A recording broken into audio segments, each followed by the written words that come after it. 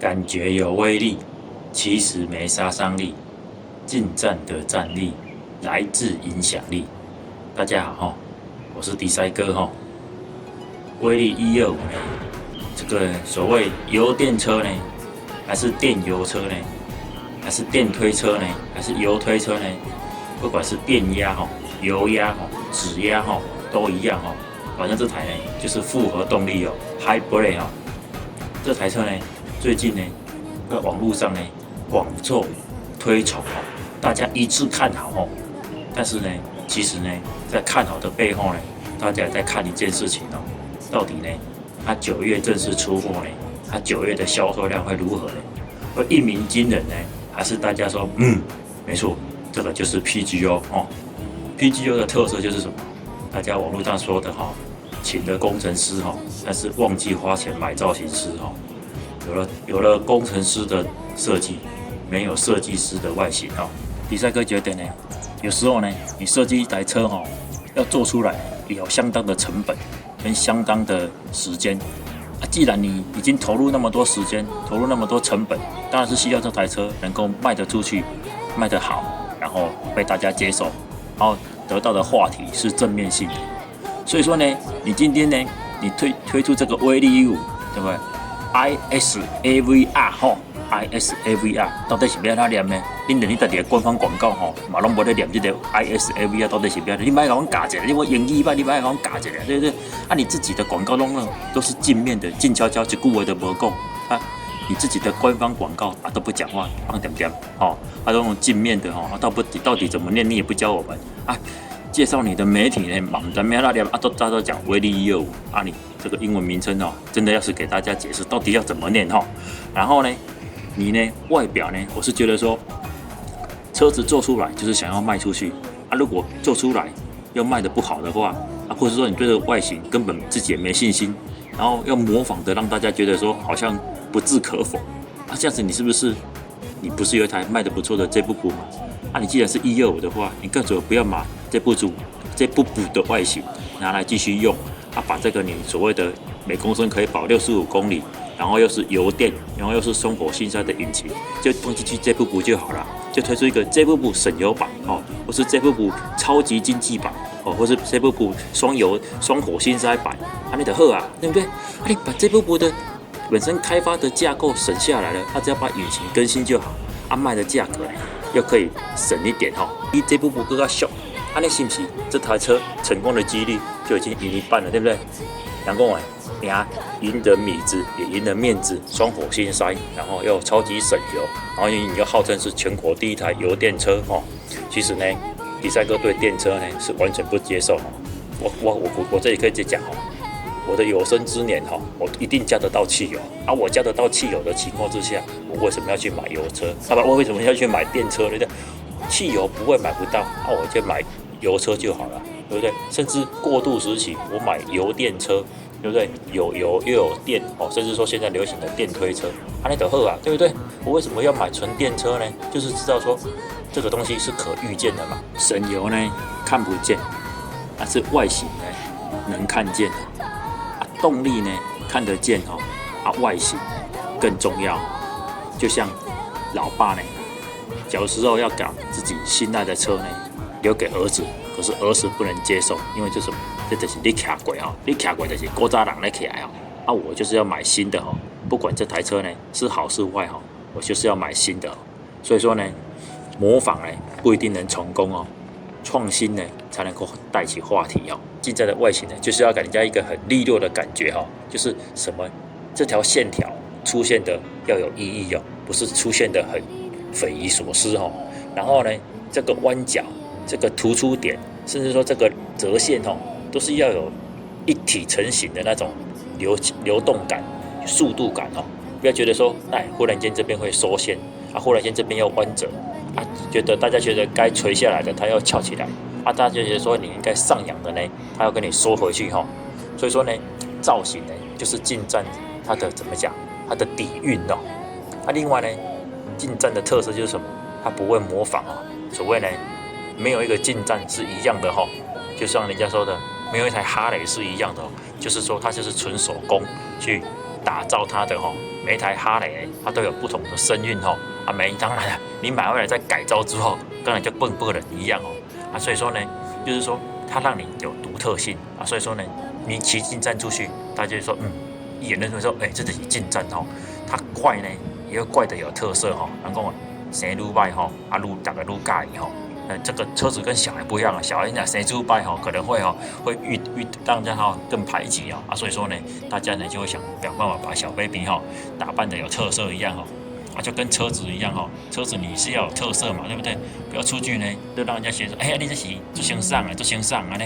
这种话题，这种模仿就没变成说不被人家认同所以说呢，进站这台车也是一样他不追求数据他也不去模仿别人比如说别人呢油耗呢有多少然后他为了油耗呢去改善他的动力呢也不会他宁愿呢让动力呢弱一点但是他就是追求他的宗旨，就是说我呢省油Gluco 的引擎我省油的话就是要在基本，然后呢造型上呢本身呢要有自己的独创性不要去 cover 别人，不要去模仿别人这个也是进站呢能够让大家能够支持的原因呢另外呢，我觉得呢就像很多车子的车友在买一样有时候我们打开置物箱呢，看到那个置物箱的底层呢密密麻麻凹凸不平有时候我们就觉得说，你何必做这样子呢？你呢就像这个 ISAVR 这个威力 U 一样，它为了在置物箱的空间呢能够争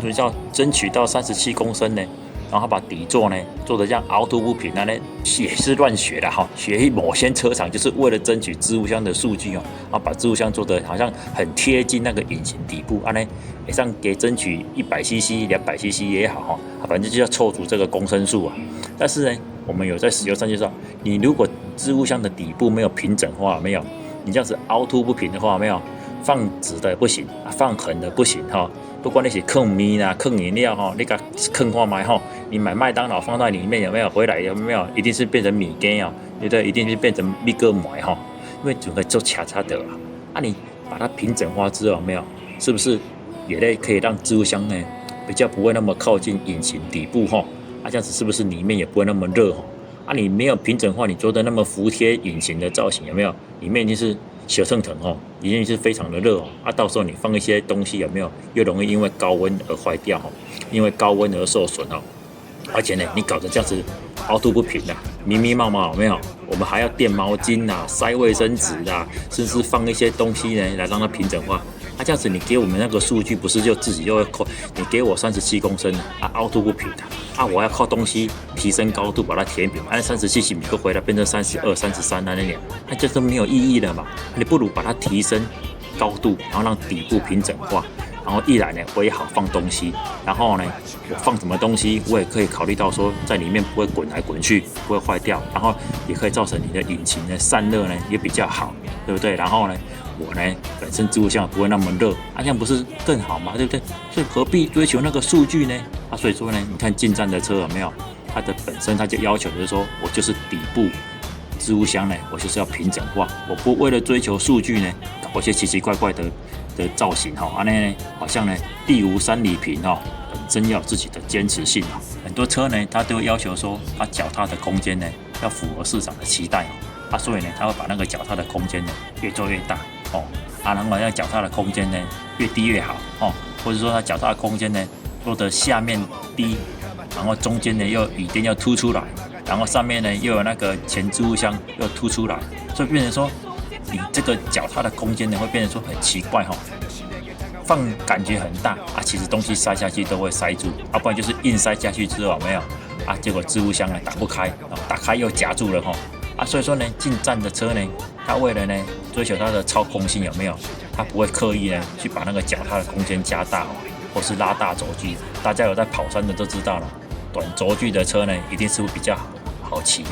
短轴距的车在山路上的操控一定是比较好所以它不为了说呢我要加大置物箱或是说我要加大脚踏空间然后把车身的轴距呢莫名的越拉越长越拉越长就是说你既然是速克达既然是只有12寸你就是要在一定的那个比例原则黄金比例之下呢把这个车呢操控做好啊，不要说为了要符合市场的需求明明就是动力没那么高啊，硬把轮子呢加到13寸增加它那个轮下重量为了要增加置物箱空间呢，硬把车的轴距拉长把置物箱做出来，就会造成车轮的那个操控上有没有前轮跟不上后轮，或者说本身呢它本身的后轮的那个灵活性又没有，所以说呢它本身就是坚持说我多少的轴距的车我是配多少寸的轮胎，反正呢总归一句就是你要本身有自己的惯性，本身有自己的轴线，然后不要一昧的模仿别人你把品质做好，然后把本身的操控做好，然后本身把车的外形做好，然后尽量累积自己的口碑，这样的话大家才能够从一台车接受一系列的车，最后呢认同你这个品牌以上就是迪赛哥呢对于 PGO 威力125这个 ISAVR 这个觉得很可惜的车最后再次强调一点，有这个动力，有这个科技，对不对？套上 PGO 的名字之后，用这部的造型出来，安内的成功不要再去搞那个什么威力125的造型PIG 160、170已经失败一次了你现在呢，在这个威力125又失败一次了2025年9月份的销售出来，大家就可以知道说我讲的有没有道理谢谢。